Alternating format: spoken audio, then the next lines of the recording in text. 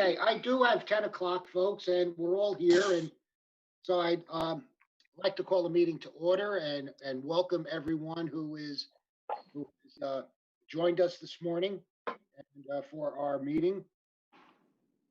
And if Ada, you would read the public notice statement, please. Thank you, Mr. President, and good morning, everyone. Adequate public notice has been given pursuant to the Open Publics Meeting Act. Notice has been posted on the board's office website and emailed to the Department of State and to newspapers of broad circulation within the state. Thank you. And the roll call, please, Ada. Commissioner Holden, Here. Commissioner Solomon, Here. Commissioner Chivukula, Here. Commissioner Gordon, Here. President Fiordaliso. Here. And when is our next scheduled meeting, Ada? The next regular board meeting is scheduled for Monday, August 24 at 10 a.m. via teleconference. And those who are listening might note that this meeting was just put on the schedule recently, and we don't expect it to be a long meeting, but one that is necessary for us to tie up some loose ends here. There are some deferred items. Consent item VA underwater regarding Suez is going to be deferred. And regular item 8B under clean energy, the New Jersey cost test is also going to be deferred until a later date. We are going to have an executive session today, and the board will be addressing in that executive session. The first item is the Zero Emission Certificate Program, or ZEC. The board will be taking action on this item during the regular session. I expect that the executive session will last anywhere between 15 and 20 minutes. Will the Attorney General's office please explain the justification for going into executive session? Yes, good morning, Mr. President. Good morning. Good morning. This is DAG Michael Beck. Miscellaneous item 9A on the agenda falls within the contract negotiation as well as attorney-client privilege exceptions to the Open Public Meetings Act. These exceptions are found at New Jersey Statute 10:4-12B7. Very good. Thank you, Michael. May I have a motion to go into executive session, please? So moved. Second. All those in favor? Aye. Okay, we'll be in executive session and hopefully we'll see you in about 15 minutes or so. And my colleagues have the number for executive session, correct? Yes. Okay, good. See you there.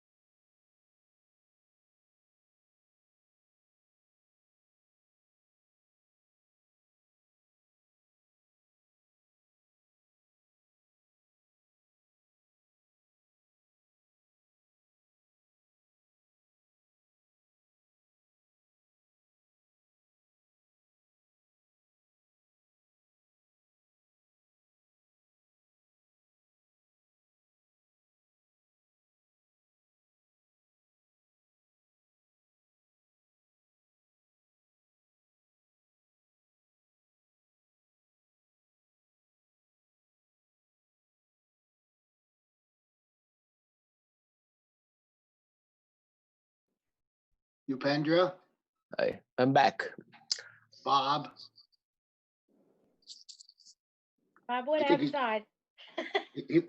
He's still looking for a Spanish test.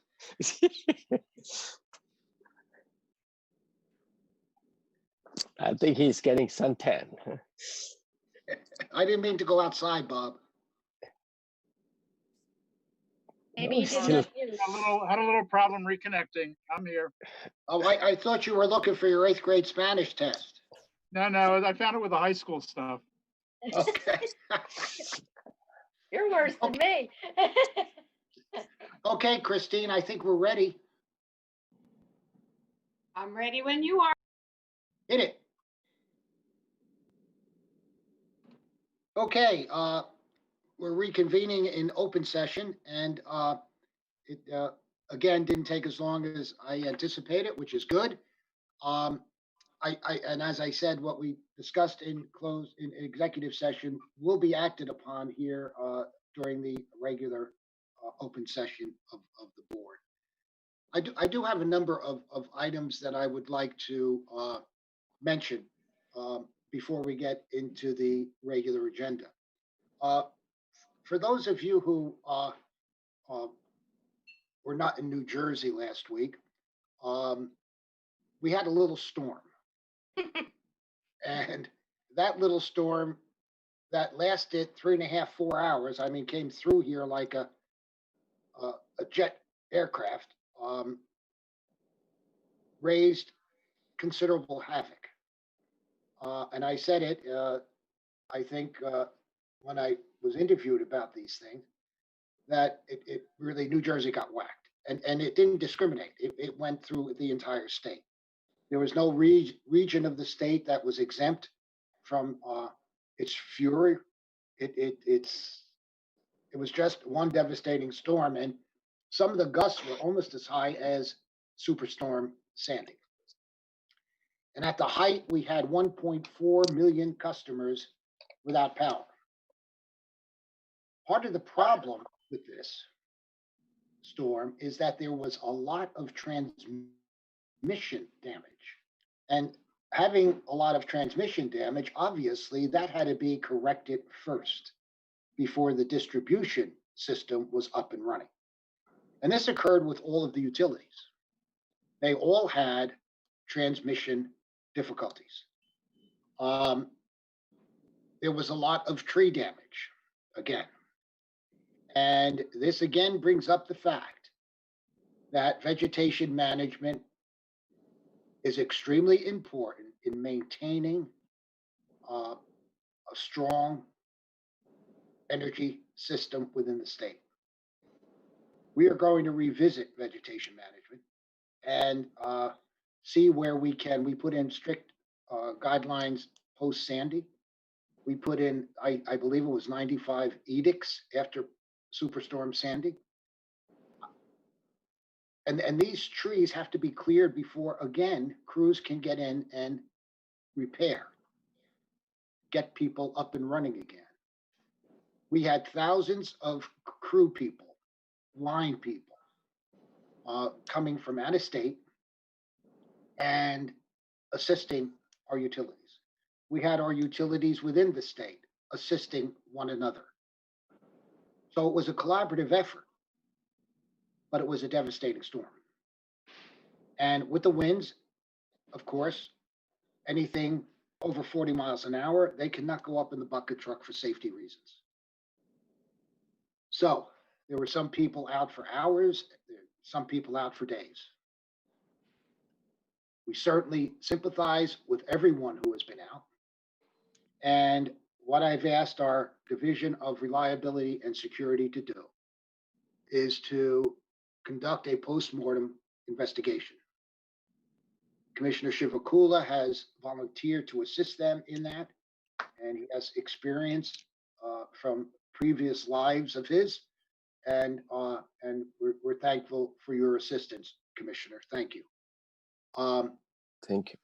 So this is something that we generally do after an event like this, where we do convene, and that will determine for us whether or not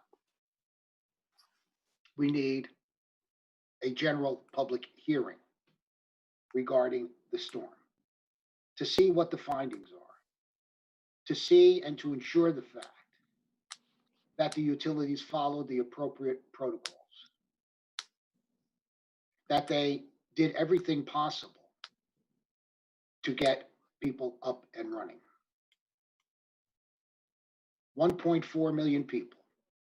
And as you might recall, Superstorm Sandy, 2.7 million people were without power, were customers. So not quite as bad as Sandy, obviously, about half of what Sandy occurred. But it was quick, it was strong, and in many areas devastating. We unfortunately had someone electrocuted up in Rivervale. The individual was cleaning debris from his backyard, and somehow a hot wire fell in his backyard. Unknowing to him, he touched it and was electrocuted. And this is why we always advise people, and this poor soul obviously didn't know the wire was there. But this is why we always advise people, stay away from fallen wires. You don't know if it's a hot wire or not. Don't take the chance. Let the experts take care of it. Let the experts do it. They know what they're doing. So we will have this postmortem investigation, and I'm anxious, and I know my colleagues are, to see what the results are. Constant contact with the utilities during this event. And I kept stressing, communicate, communicate, communicate. You have to let people know what's going on. And this was one of the edicts from Superstorm Sandy. There has to be that communication. Let people know what's going on. We may not like what they're telling us, but at least we know and we can plan. I think for the most part, that did happen. But there's always lapses in that. That's the most important thing that can be done, other than restoring power. You have to communicate with elected officials, with customers, to ensure that people know what's happening. So that's kind of a wrap up of the storm. It has become a 12-month process anymore. We have always been concerned about winter storms, but now we have to be concerned about summer storms. And this is apparently going to be a very active storm season, whether they're hurricanes or tropical storms or whatever. And our preparation has to be on the button, on the nose, to ensure the fact that we can restore people as quickly as we can. We have hardened the infrastructure since Superstorm Sandy and the resiliency.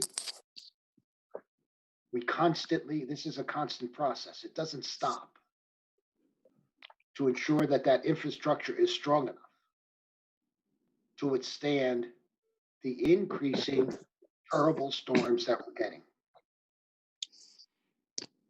So we continue to pursue that with the utilities, because it's important that we have a hard, strong, resilient grid.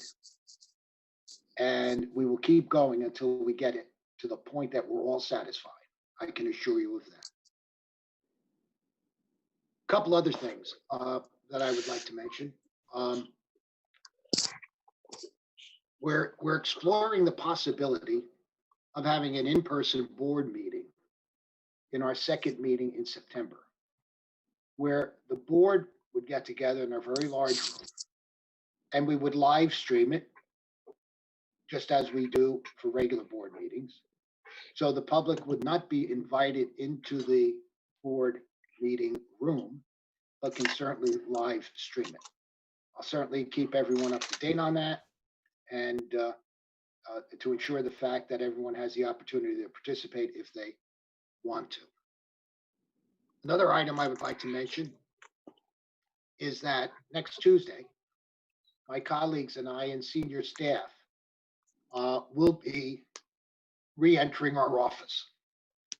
And it's going to be just a small group, obviously, the commissioners and the senior staff. And to see, one, how it goes, two, to see what bumps in the road we would have to smooth out before we welcome back staff. We don't know when that welcoming is going to be yet. We're waiting for direction, but we understand that the building has been totally cleaned. We understand that there are signs all over the place about wearing your mask. You're not allowed in the building unless you are wearing that mask. The fact that they discourage any more than 2 people on the elevators, and so on. So protective measures have been put in place. So that's good, and I guess we're going to be kind of the guinea pigs here. I might add that Civil Service Commission, their senior staff has been in, and so on. So we're going to go in and test it for the BPU and so on. I think we're all anxious to see one another in person again, because it's been a while. Another item I would like to mention is e-docketing.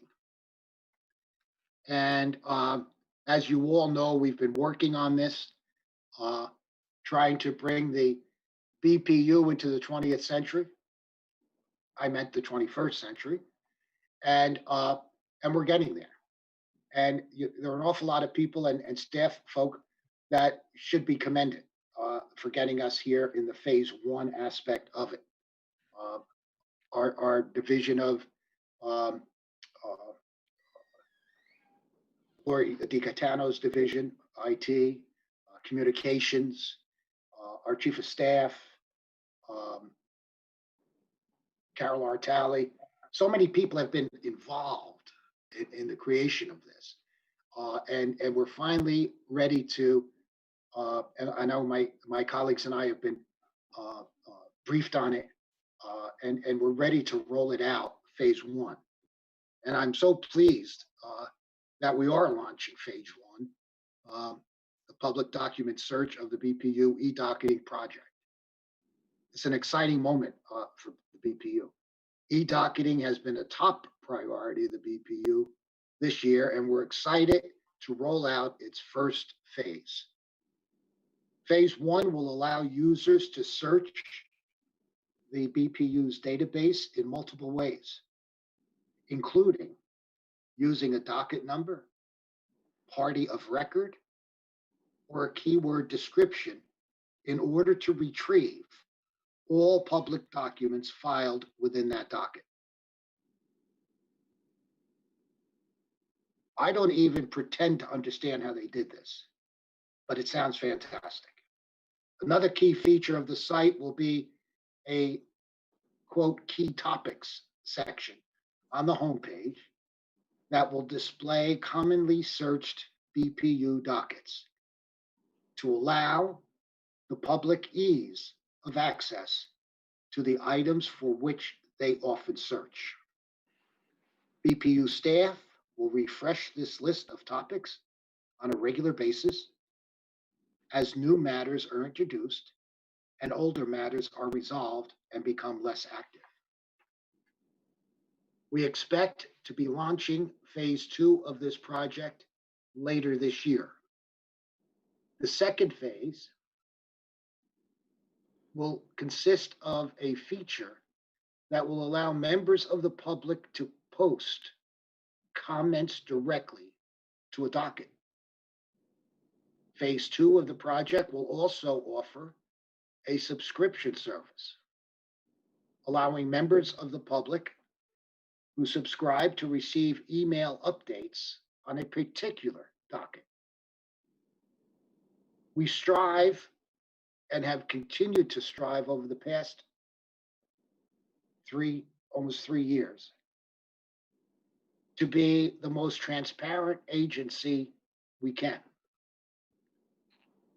And while there is always more work to do, we are excited to announce that these latest changes and the opportunity for public engagement, they provide a wide open BPU, again, where we can legally expose things.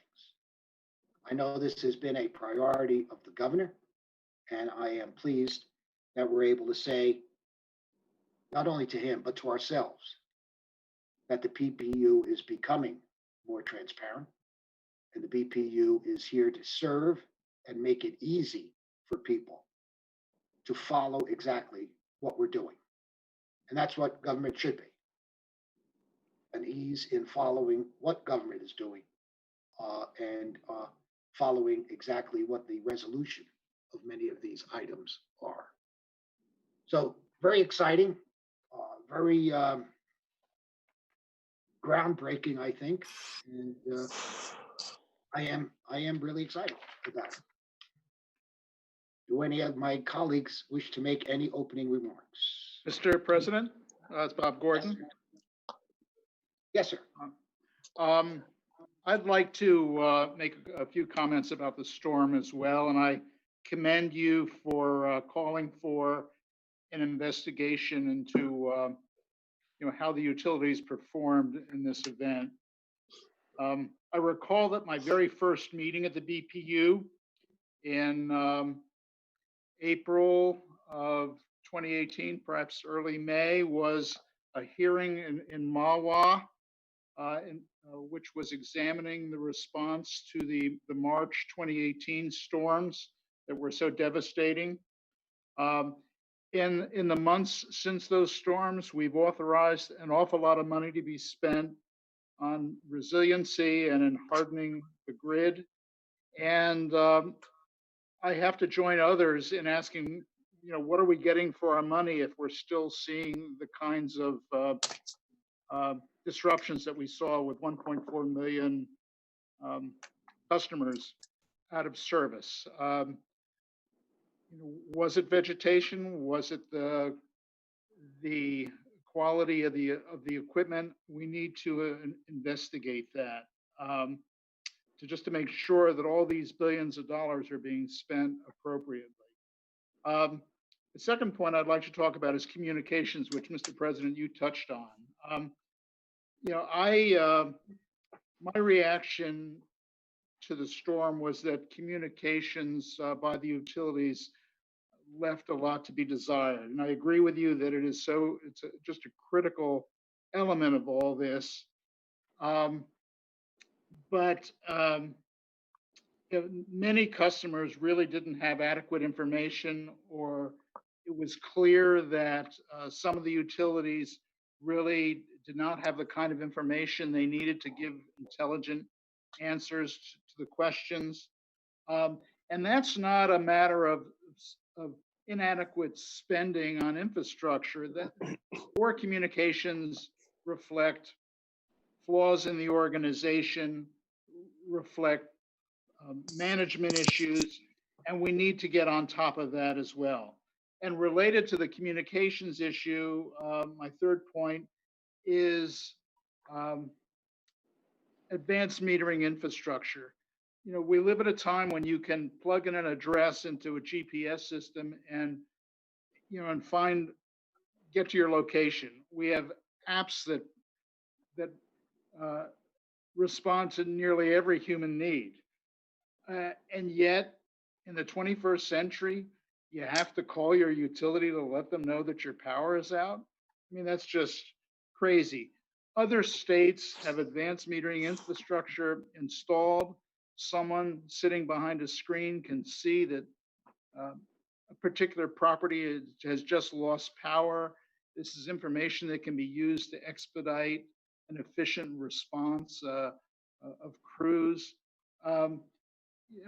We've got pilot studies underway, but I think we need to forge ahead with this. Enough of the pilot studies. I mean, we know we need to upgrade this kind of communications system. Let's focus on this with, of course, the ratepayers in mind. But I think this needs to be another focus of our attention. And you know, I join you in calling for a careful investigation of what happened the last week. Thank you very much. Thank you, Commissioner. Yes, I mean, there are a number of things that this investigation, as you indicate, will demonstrate. And I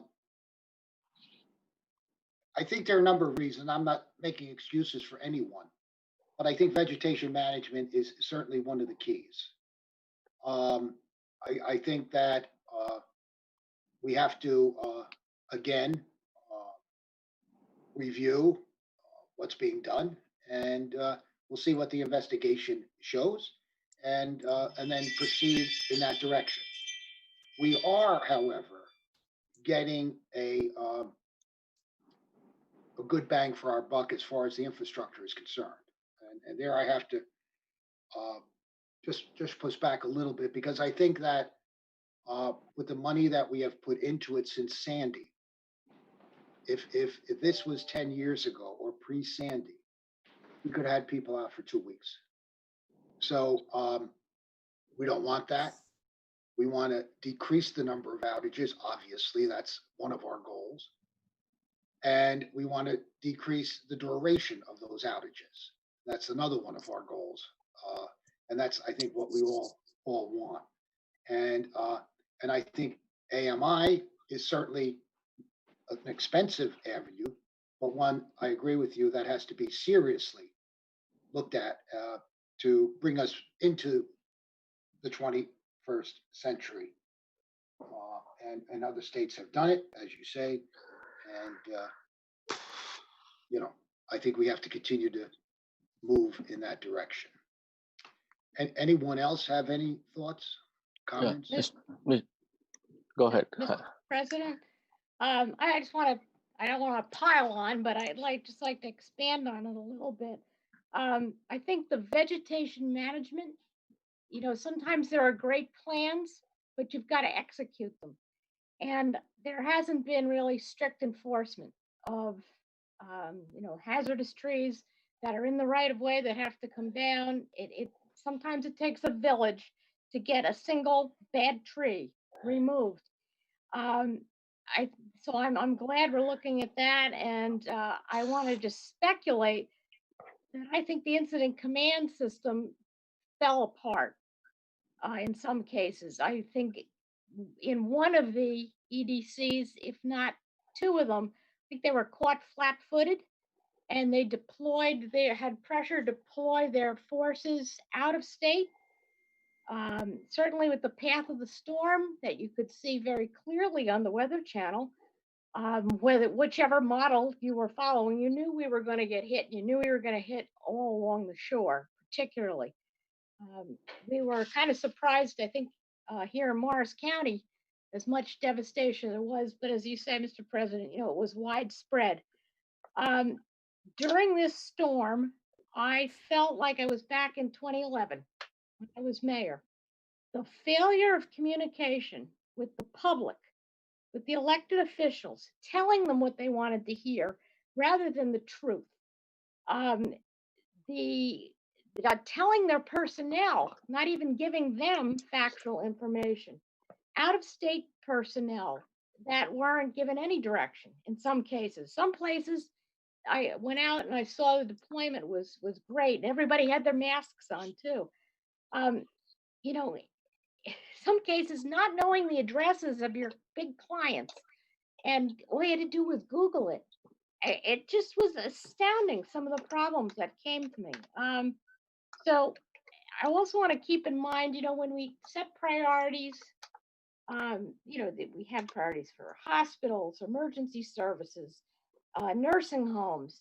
We know people that are flagged that have physical disabilities or need breathing equipment.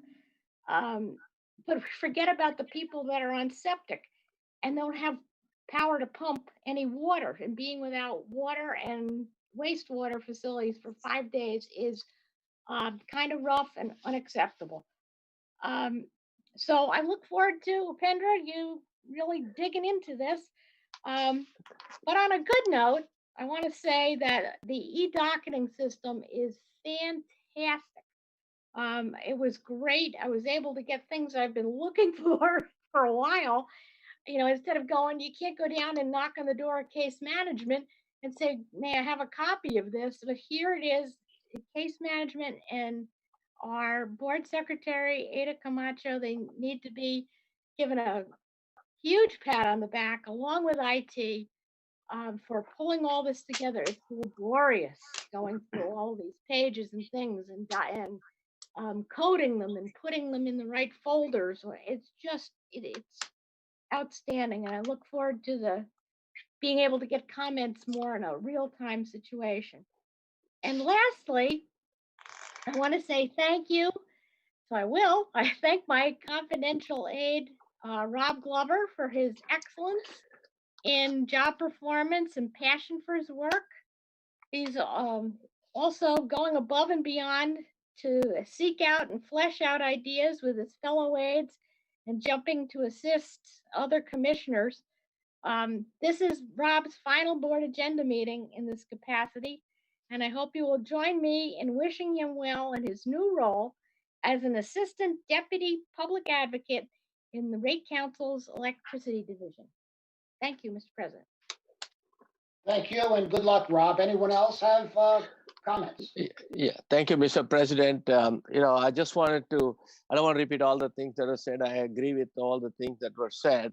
But I just want to sympathize with 1.4 million customers who really have gone through hardship for maybe for one day, some maybe for a week. And, we have to get down into it, I think. And also, I want to thank you for the opportunity to work with the staff and see what I can do to shed some light, and not only light. Of course, the power doesn't go off on me, but I just want to make sure that I will try to dig down into it based using my past background.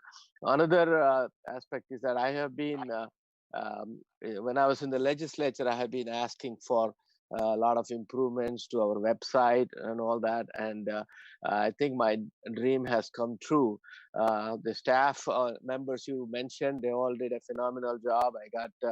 I want to give them publicly kudos, and they were able to pull it off, taking something that works inside, bold enough to put it outside for public to use. I think that is fantastic. And also Commissioner Gordon's comments about smart metering. I think I have been, we have some dockets, so we can't talk about it, but we want to make sure that whatever it takes to make sure that, residents don't have to go through this, especially with the forecast that it's going to be a very active storm season. So we want to make sure that we start piling up all the learnings and see how we can go forward.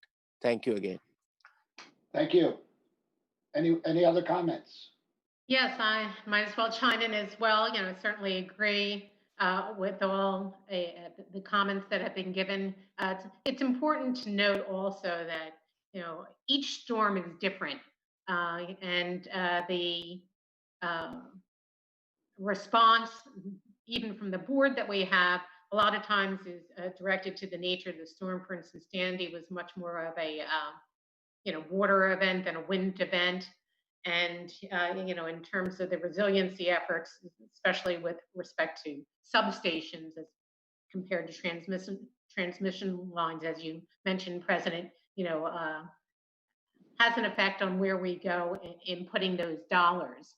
I think it also should be noted too that even in places where they had AMI, and Connecticut and New York, in particular, who are proceeding with their own investigations on response to their storms, I think will be very enlightening for us in terms of that technology and how it best could be used, to assist us here in New Jersey, along with a review of our own, pilot that we had going. So I'll be very interested to seeing what comes out of those investigations, in addition to our own by Commissioner Shivakola. And lastly, I want to personally thank Rob Glover, who's stepped in while my aide has been on leave. He did so without my even asking, in keeping me up to date and prepared for board meetings. And Rob has made an impact, not just in supplying information to commissioners, but also in making policy recommendations, and that goes above and beyond traditionally what aides have done in the past, and has actually had an impact on specific items that we have voted on in the board. And he should be commended for that, and hopefully will bring that type of initiative when he goes to Rate Council's office. You'll be sorely missed, Rob. Hopefully I'll see you here in South Jersey. He's not too far from me, and look forward to working with you in your new role. You will be missed. Thank you. If there are no other comments, Madam Secretary, the consent agenda, please. Yes, thank you. On the following consent agenda items, 1A, 3A, 4A, 4B, and 9A. So moved. Second. Roll call. Commissioner Holden, Yes. Commissioner Solomon, Yes. Commissioner Shivakola, Yes. Commissioner Gordon, Yes. President Fiordaliso. Yes. As I said about the e-docketing, and I'm glad you tried it, Commissioner Holden, because it is user friendly, and so user friendly that even I was able to navigate it. So it is something, and again, it is something that so many people on our staff had a hand in. And I mean, case management, as you mentioned, Ada, case management reports to, IT, communications, chief of staff. I mean, everybody and their uncle. And it just proves once again things that I've always said since I had the honor of becoming president.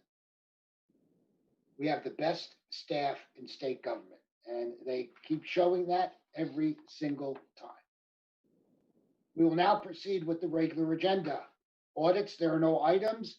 Energy, Stacy, you'll be presenting 2A through 2G, correct? Correct. Good morning, Commissioners. Can you hear me Good okay? morning. Very well, thank you. Yep. So let's start with 2A, Stacy. Sure. I would like to say good luck to Rob Glover also, who started at the BPU as an energy intern and was a great That's right. resource to us Yep. as well. So I just wanted to wish him good luck.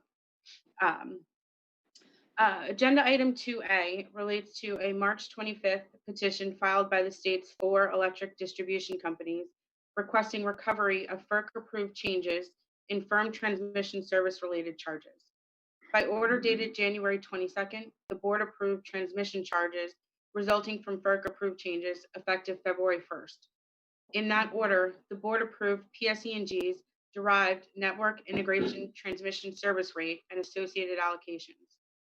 On August 19th of 2019, FERC issued an order allowing charges to flow between PJM and the Mid-Continent Independent System Operator for targeted market efficiency projects.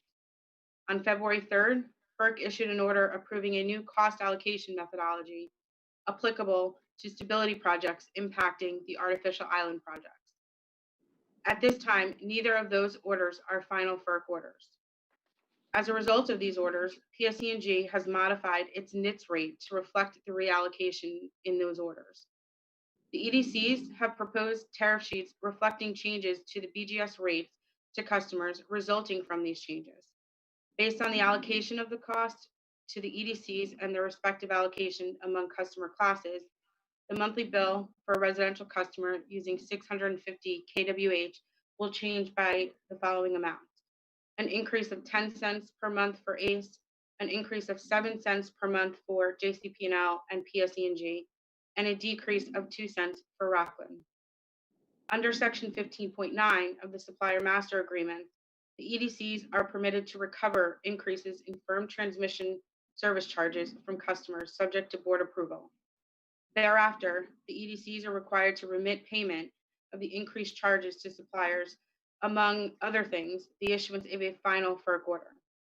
In the board's November 2019 order, staff was directed to work with the parties prior to the filing of the 2021 BGS auction proposals in an attempt to find a resolution to issues related to transmission payments. Based on those discussions, staff now recommends that the EDC's request to pay suppliers at this time be approved for the reallocations associated with the NIPSCO and Silver Run orders, subject to the terms and conditions of the SMAs.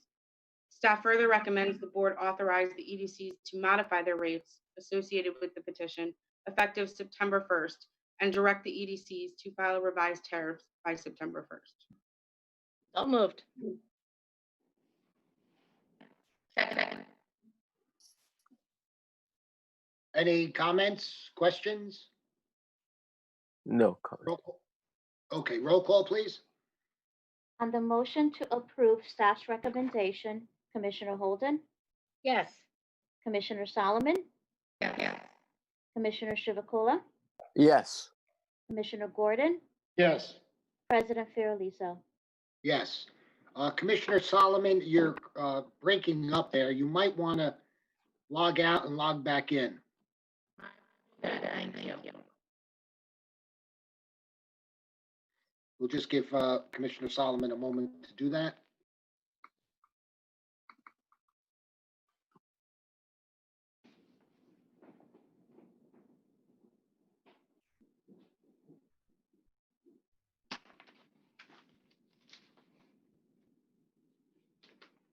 Is that any better? Much better, thank you. No. Okay, Stacy, 2B, another Uh, FERC cost reallocation. Correct. On June 22nd, the state's 4 electric distribution companies filed a joint petition requesting recovery of FERC-approved changes to transmission service-related charges. The EDCs requested that the changes in rates be effective for service rendered on or after September 1st. Through a series of orders, the board has authorized the EDCs to modify their BGS rates to reflect changes in their transmission charges. Based on the allocation of the tech filings and among the service classes, the monthly bill for a residential customer will change by the following amounts: a decrease of 95 cents for ACE, an increase of 6 cents for JCP&L, a decrease of 1 cent for PS, and a decrease of 10 cents for Rockland. There are several allocations included in these charges that have not received final FERC orders, including the Con Ed wheel reallocation and the HTP and Linden VFT.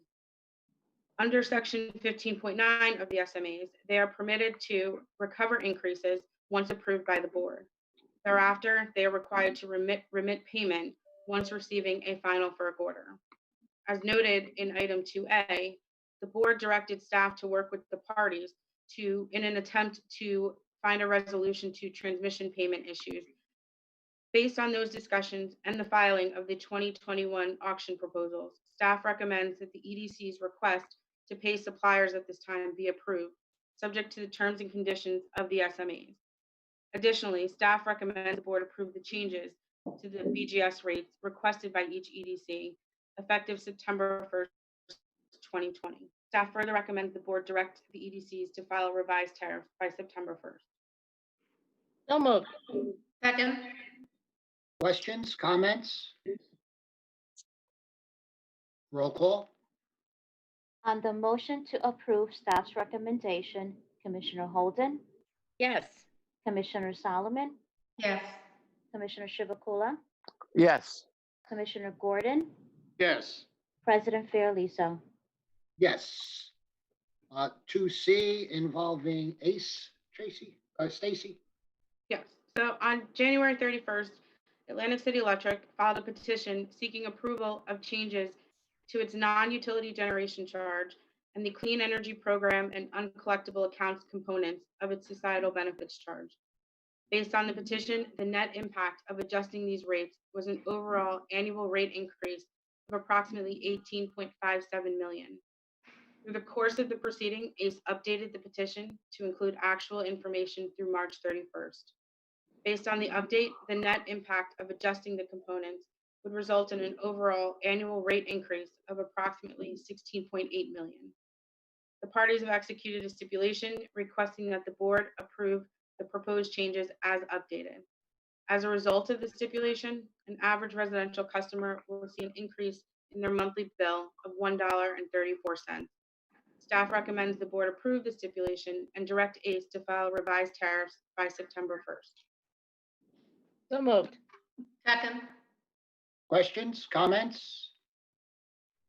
Roll call, please. On the motion to approve staff's recommendation, Commissioner Holden, Yes. Commissioner Solomon, Yes. Commissioner Chivukula, Yes. Commissioner Gordon, Yes. President Fiordaliso. Yes. 2D also involves ACE. I'm sorry, I lost the eye contact. State. That's okay. The next four items actually all relate to cost recovery for the Transitional Renewable Energy Certificate Program. The TREC costs include each company's share of payments for the procurement of TRECs, the TREC administrator fee, and any other direct costs associated with the company's obligation for participation in the program. 2D relates to ACE's filing made on May 7th, seeking approval to recover an initial revenue requirement of approximately 4.47 million associated with the TREC program from July 1st, 2020 through August 31st, 2021, based on its proportionate share of retail electric sales of 12.36%. ACE proposed to recover this amount through a new component of its Regional Greenhouse Gas Initiative Recovery Charge, which would be updated on an annual basis, incorporating a true-up for actuals and an estimate of the revenue requirement for the upcoming period. Following review, the parties executed a stipulation which would allow the company to recover an initial revenue requirement of 4.47 million. As a result of the stipulation, a typical residential customer will see their monthly bill increase by 38 cents. Staff recommends the board issue an order approving the stipulation and directing ACE to file a revised tariffs by September 1st. So moved. Second. Questions, comments? Roll call. On the motion to approve staff's recommendation, Commissioner Holden, Yes. Commissioner Solomon, Yes. Commissioner Chivukula, Yes. Commissioner Gordon, Yes. President Fiordaliso. Yes. 2E involves JCP&L. Correct. On May 11th, JCP&L filed a petition seeking to recover an initial revenue requirement of approximately 11.56 million associated with the TREC program from June 1st, 2020 through September 30th, 2021, based on its proportionate share of electric retail sales of 28.37%. JCP&L proposed to recover these costs through a new component of its existing Rider Reggie recovery charge, which would be updated on an annual basis, incorporating a true-up for actuals and an estimate of the revenue requirement for the upcoming period. The parties have executed a stipulation resolving all issues, and which would allow JCP&L to recover an initial revenue requirement of 11.56 million. As a result of the stipulation, a typical residential customer will see their monthly bill increase by approximately 43 cents. Staff recommends the board issue an order approving the stipulation and directing JCP&L to file revised tariffs by September 1st. So moved. Second. Questions, comments? Roll call, please, Ada. On the motion to approve staff's recommendation, Commissioner Holden, Yes. Commissioner Solomon, Yes. Commissioner Chivukula, Yes. Commissioner Gordon, Yes. President Fiordaliso. Yes. And 2F involves PSE&G for the same content as the previous ones. Correct. On April 30th, PS filed a petition seeking to recover an initial revenue requirement of approximately $23 million associated with the TREC program from July 2020 through September 2021, based on its share of retail electric sales of 57.12%. PS proposed to recover this amount through a new component of its existing electric green program's recovery charge, which would be updated on an annual basis, incorporating a true-up for actuals and an estimate for the upcoming period. The parties have executed a stipulation which would allow the company to establish a new component of its electric GPRC to recover an initial revenue requirement of $23 million. As a result of the stipulation, the annual bill of a typical residential customer will increase by $3.92, or approximately 42 cents per month. Staff recommends the board issue an order approving the stipulation and directing PS to file revised tariffs by September 1st. Oh, So moved. second. Okay, I'll take one as a yes, or a move it, and the other as a second. Questions, comments? Roll What's call, that? please.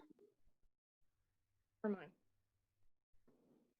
I'm the sorry. mo- Excuse me, Eddie, did somebody want to say something? No, it was my own confusion. That's why I didn't move it, because I was looking at the JCP&L when she said PSE&G. I slipped on my iPad. Okay, never mind. Okay. Roll call. On the motion to approve staff's recommendation, Commissioner Holden, Yes. Commissioner Solomon, Yes. Commissioner Chivukula. Commissioner Chivukula, Yes, yes, sorry, I was muted. Commissioner Gordon, Yes. President Fiordaliso. Yes. Now in 2G, Stacy, let's do the same for Rockland.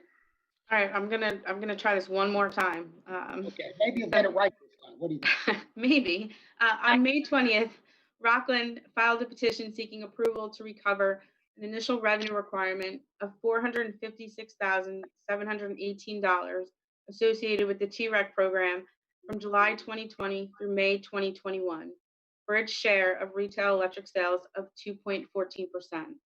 Rockland proposed to recover this amount through a new component of its Regional Greenhouse Gas Initiative recovery charge, which would be updated on an annual basis to incorporate a true-up of actuals and an estimate for the upcoming period. The parties have executed a stipulation which would allow Rockland to implement its proposed initial revenue requirement. As a result of the stipulation, a typical residential customer will see their monthly bill increase by approximately 31 cents. Staff recommends the board issue an order approving the stipulation and directing Rockland to file revised tariffs by September 1st. So moved. Second. Questions, comments? Roll call, please, Ada. On the motion to approve staff's recommendation, Commissioner Holden, Yes. Commissioner Solomon, Yes. Commissioner Chivukula, Yes, Commissioner Gordon, Yes. President Fiordaliso. Yes. Thank you, Stacy. Thanks, commissioners. Have a good one. You too.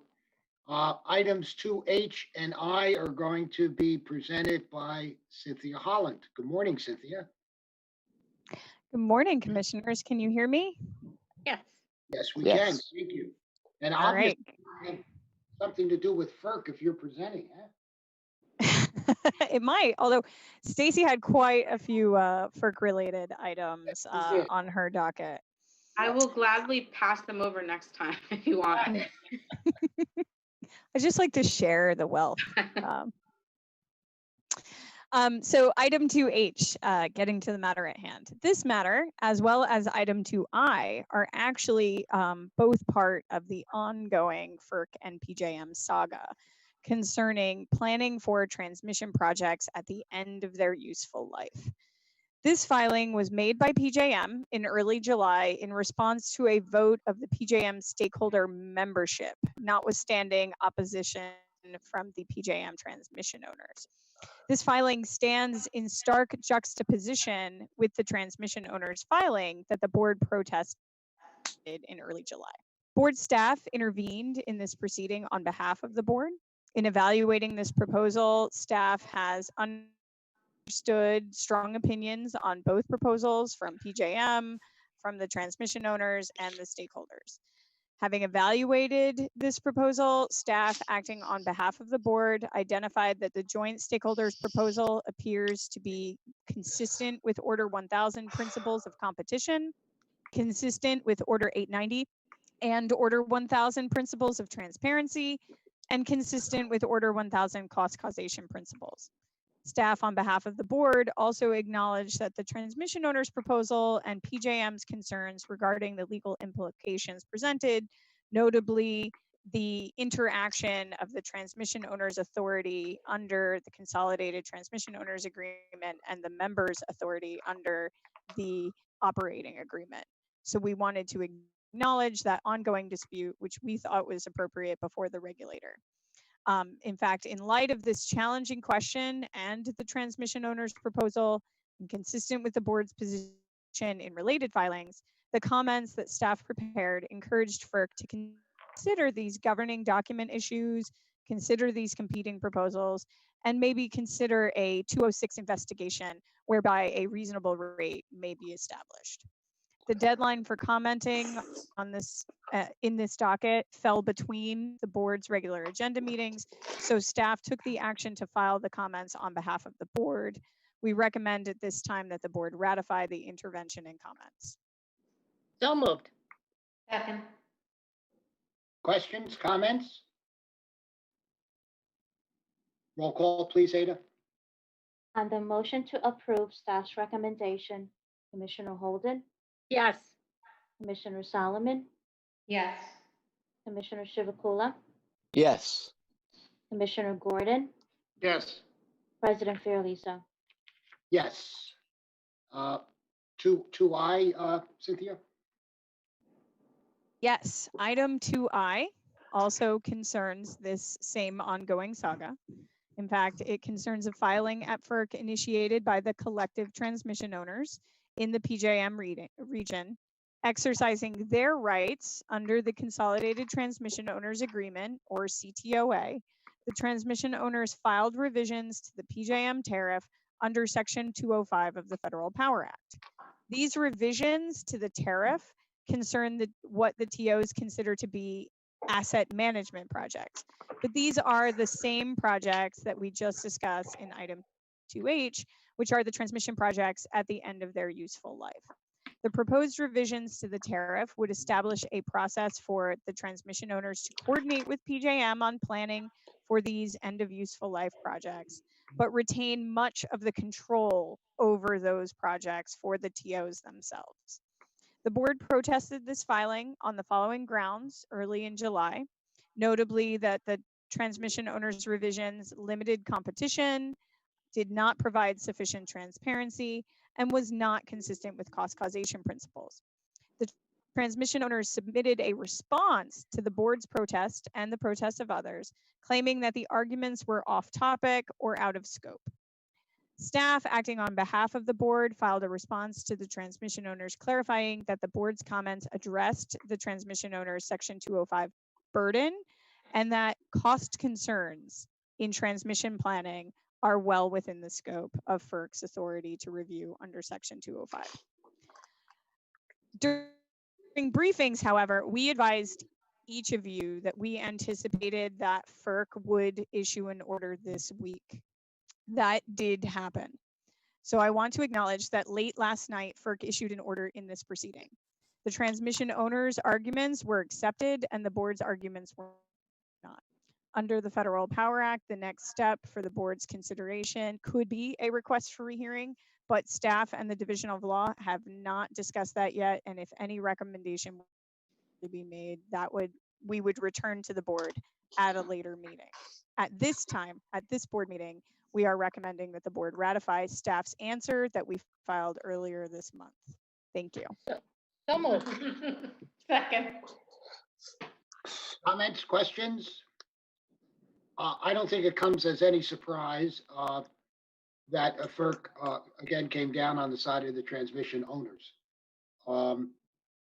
I have been in contact through the organization of PJM states with the transmission owners. They appointed me as the chair of the Independent Market Monitors Committee, and they have been attacking the Independent Market Monitor, the transmission owners.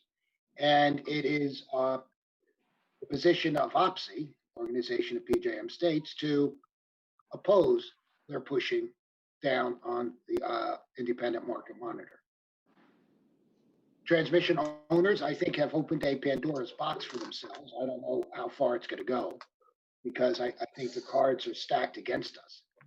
But we've been complaining here in New Jersey for an awful long time that transmission costs are rivaling distribution costs, that they continue to go up and up and up, and there is little or no oversight with their supplemental projects.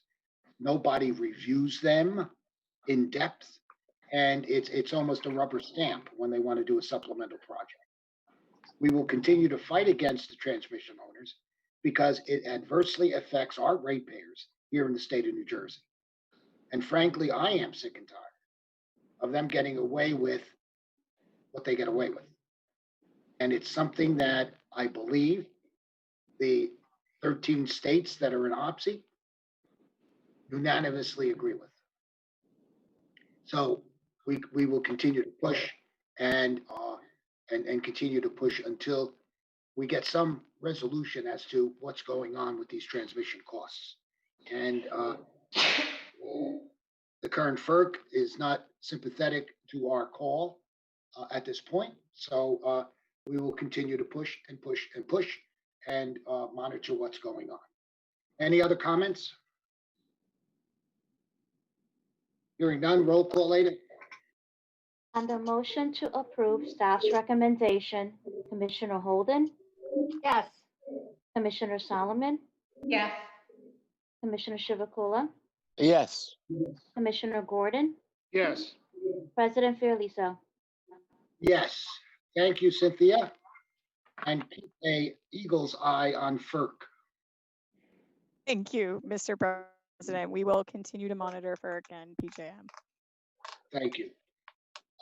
There are no items under cable TV, telecommunications, water, reliability, and security.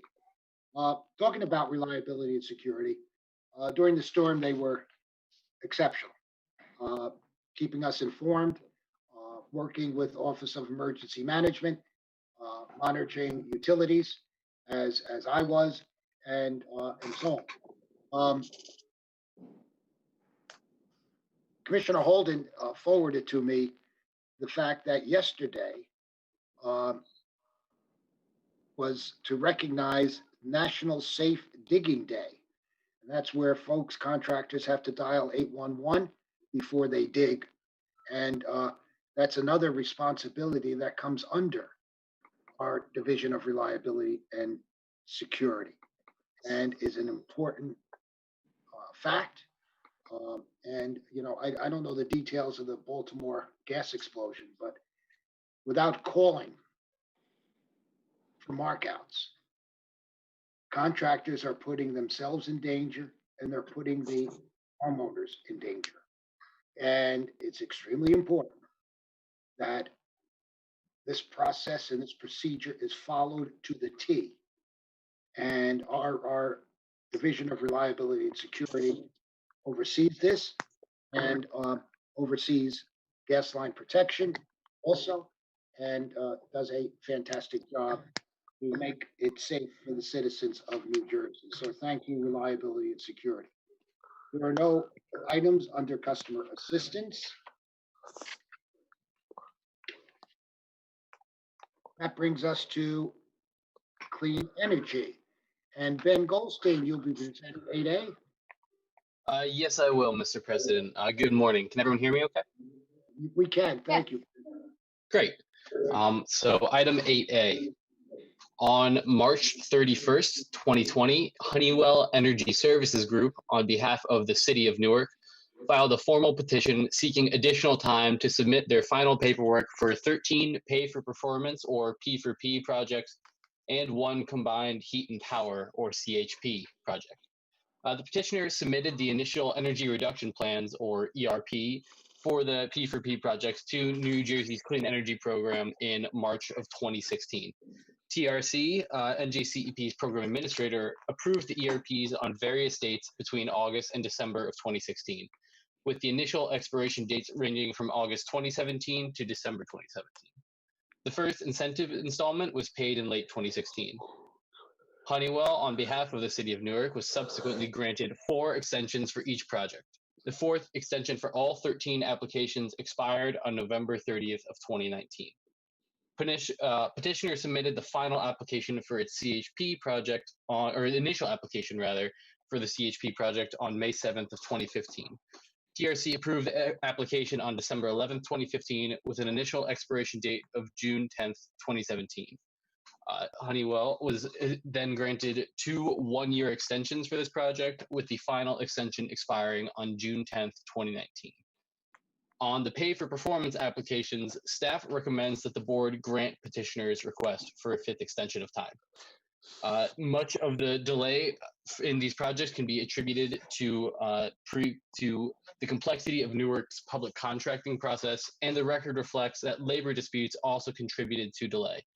Construction has now been completed for all 13 of the pay for performance applications at hand. Accordingly, staff recommends that the board grant Honeywell 60 days to submit the paperwork needed to receive second stage incentive payments. Petitioner has indicated that it seeks a similar extension for its CHP project. However, petitioner has not yet provided the same documentation of this project's history as it has for the pay for performance projects. No explanation has been provided for the reasons of their failure to complete installation within the original 18 months or within the 2 one-year extensions, nor have any program records been provided. As a result, staff cannot recommend an extension at this time. Staff recommends that the board decline to rule upon this request because of the absence of a record and direct petitioner to submit additional documentation within 45 days to substantiate the grounds for the relief requested. So moved. Second. Questions, comments? Yes, Mr. President. Ben, just a small comment in that when you have the total resource cost test, right? You're using an acronym TRC, and the company is doing that also TRC. So you may want to figure out for the rest of them, you have for societal cost test use SCT. So you may want to use TRCT for total resource cost. Okay, noted. Thank you. That's a good point. It's confusing. I was reading it. I said, "What is TRC? TRC measures. TRC. What does that mean?" You know. You can call them TRC Solutions. It's another one of their names. So I could start referring to them as that. Right. Okay. I just want to make sure that for anybody who's reading it, not everybody as familiar as you are with it. So just a comment. No, you're right. Good point. Thank you. Thank you. Any other comments or questions? Roll call, Ada. On the motion to approve staff's recommendation, Commissioner Holden, Yes. Commissioner Solomon, Yes. Commissioner Chivukula, Yes. Commissioner Gordon, Yes. President Fiordaliso. Yes. Thank you, Ben. No problem. Thank you. As I mentioned earlier, item 8B has been deferred to a later date. And that brings us to miscellaneous item 9A. Stacy, Yes, hello, Commissioners. I hope you can hear me okay. we can. Great. The matter before you is related to the Zero Emission Certificates or ZEC program, which is currently in its first 3-year eligibility period. The ZEC Act requires that every 3 years, the board shall complete a proceeding to certify applicant nuclear power plants as eligible for the program and to establish a rank-ordered list of the nuclear power plants eligible to be selected to receive ZECs. The second eligibility period begins on June 1st, 2022, and concludes on May 31st, 2025. And the board will make its eligibility determinations as required by April 2021. Staff issued a draft application for the second eligibility period on July 1st, 2020, and accepted written comments through July 20th. Staff now presents to the board for its consideration a revised application for the second eligibility period based on stakeholder comments. Staff recommends that the board authorize staff to publish the application, set an application fee of $250,000, and set an application deadline of October 1st, 2020. Staff also requests that the board designate a presiding commissioner for this proceeding. We recommend that notices of intent to file be submitted by August 19th. Requests for access to confidential information provided under this proceeding be submitted by August 26th, and any opposition to such requests be submitted by September 2nd. Staff further requests board approval to issue a request for a quotation for a consultant to assist staff in the review of applications in the second eligibility period. The consultant will also assist staff in the review of the ZEC charge. Finally, staff's recommendations today are part of our overall recommendations to expand on the initial review process by providing much greater transparency and opportunity for stakeholder input regarding the review and evaluation of nuclear power plant applications during the second eligibility period.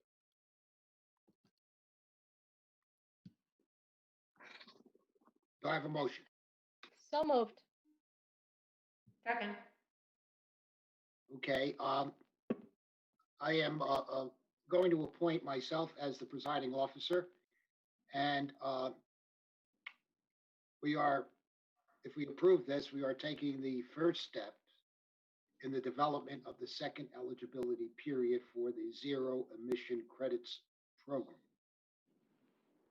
We approve this item, we are releasing the ZEC application and issuing an RFQ to hire a consultant to assist staff in the review of nuclear power plant applications.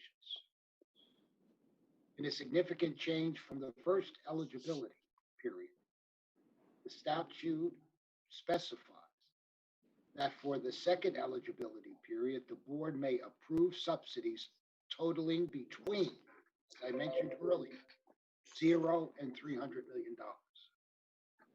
The first eligibility period, you recall, specified that the board could only approve ZEC incentives worth either $0 or $300 million, nothing in between, which gave the board no flexibility in coming up with its final decision. ZEC applications will be due at the board by October 1, 2020, with a decision anticipated in mid-2021, after, and I'm underlining this, robust period of public engagement. Any other comments, questions? Yeah, Mr. President. Yes. Yeah, I was looking at the ratepayer council's comment, and it's very important. I think one of the things she stresses is that she is concerned about the transparency throughout this process.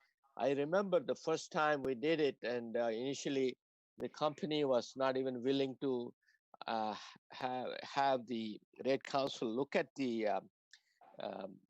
financial numbers. But I think, we want to make sure, because she's the advocate for the ratepayers. So we want to make sure that her comments are heard well, and we want to make sure there is as much transparency as possible, because it's a major decision, not only for this year, but going forward. Thank you. Yes, transparency is the goal here. There's no question about it. Absolutely. Mr. President? Yep. Also, Commissioner Chivukula reminds me that during the consultant's work, that the company was not consulted. And that, hopefully, that flaw will be corrected this time around. Good point. Mr. President? Yes, sir. I'd like to just echo some comments that I saw made in the comments that have been submitted by the P3 group and others. In the first process, there was not an opportunity, as Commissioner Holden just pointed out, for the company and critics really to confront one another and have a debate on the data and the issues and the interpretation of the data. And I think that was a weakness of the process. So I'm hoping that we'll have a series of robust hearings in which these issues can be debated. We need to hear all sides on the issue, and there were differing interpretations of the data. And I think we need to get all those people in one room and listen to the argument so that we can make a more informed judgment. So I hope that will happen in this process. Thanks. Yes, thank you. And as I indicated, there will be a period of robust public engagement. We want this, as I indicated, Bob, to be as transparent as we possibly can make it, because this is an important issue, no question about it. Any other comments, questions? Roll call, please, Ada. On the motion to approve staff's recommendation, Commissioner Holden, Yes. Commissioner Solomon, Yes. Commissioner Chivukula, Yes. Commissioner Gordon, Yes. President Fiordaliso. Yes. There are no other items. Does any commissioner want to make any comments before we adjourn? I just wanted to congratulate Rob Glover for his contribution to the Board of Public Utilities. I want to wish him the very best in his future endeavors. Yeah. Thank you. Yes, Yeah. Rob has contributed a great deal and is a very thoughtful, has been a very thoughtful contributor to the board, and has come up with some really very significant ideas and suggestions. So I thank you for that too, and I know the entire board wishes him well. And Mr. President, I'd like to add my best wishes to Rob Glover as well. Didn't have a chance to do that earlier. Good, thank you. Yeah. I have one more comment to make. As we're doing the review of the response of the utilities, it still should not go unsaid. The remarkable job that their utility workers perform every day in getting people back up and running. It's a thankless job, and they do amazing work, and we really do appreciate all their efforts. Yes, thank you for that. And that sometimes, as you know, goes overlooked. And they do that job in more than adverse conditions many times. And I remember very vividly during that snowstorm that was referred to by one of my colleagues in March of, I guess, 2018. A pole went down in front of my house, and the wire burned through the snow and the asphalt. Imagine what it would have done to a person. But those people were out there erecting a brand new pole in a snowstorm, and they do remarkable work, and it really is something that that keeps the engine going, frankly, and it is much appreciated, as you indicate, Diane, no question. Any other comments or? Well, seeing none, I want to thank everyone for joining us today. Please take care of yourself and take care of one another, and we'll see you on August 24th. May I have a motion to adjourn? So moved. Second. All those in favor? Aye. Aye. Thank you very much and have a wonderful day.